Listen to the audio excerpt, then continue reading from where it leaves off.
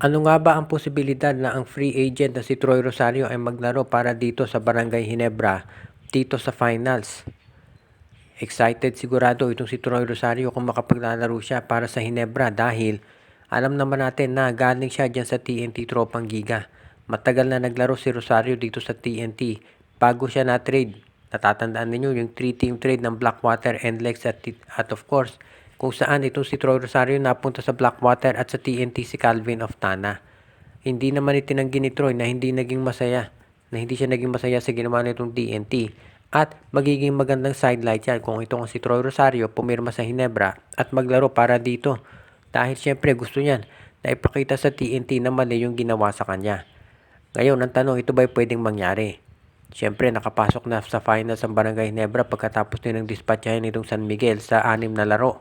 At kinakailangan talaga ng Ginebra ito si Troy Rosario dahil kulang sila sa big men.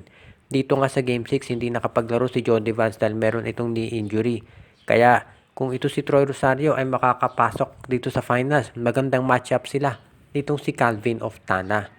Pero ito ba ay mangyayari talaga? Makapaglalaro na nga ba ang unrestricted free agent na si Troy Rosario dito sa Barangay Ginebra? Well, sa tingin ko malabo pang mangyari yan dahil si Troy Rosario hindi pa nakapipirma dito sa Gene Kings.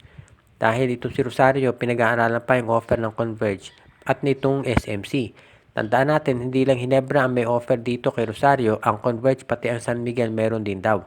Ayon sa mga insiders, gusto raw ni Rosario maglaro talaga dito sa San Miguel o dito sa Barangay Ginebra. Pero syempre pinag-aaralan pa ng kampo niya kung saan siya talaga mas babagay.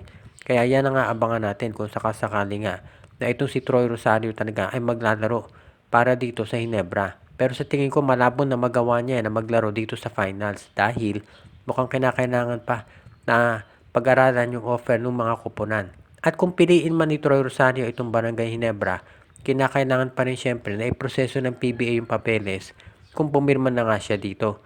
Kaya sa tingin ko malamang ito si Rosario kung maglalaro sa Barangay Ginebra, yan ay sa Commissioner's Cup pa. Diyan mo makikita talaga sa Commissioner's Cup na mas kinakailangan ng Ginebra ito si Rosario. Dahil sa Commissioner's Cup, unlimited na yung height ng mga imports.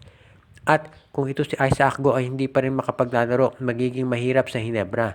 Kung ito si Rosario hindi nila makuha dahil sino ang gugwardyahan ni Japet for example kung makaharap ang San Miguel. Merong 6'10 na Junmar Fajardo at 6'8 na Benny Boatwright. Kung si Fajardo ang tatao dito kay Aguilar, medyo mismatch kung si Boatwright at si Brownlee magbabantayan dahil ang laki ng height advantage ditong si Benny Boatwright. Ganun din ang mangyayari kung makaharap ng Ginebra, for example, itong Converge, kung nandyan si Justin Arana, si Justin Baltasar at itong si Dwight Howard. Kaya ito alam ni Coach Tim Cone at yan ang dahilan kung bakit gusto nilang makuha itong si Troy Rosario. Kaya yan ang aabangan natin ngayon. Ito si Troy Rosario, sigurado ko manonood yan dito sa finals at pag-aaralang mabuti yung mga offers na makukuha niya.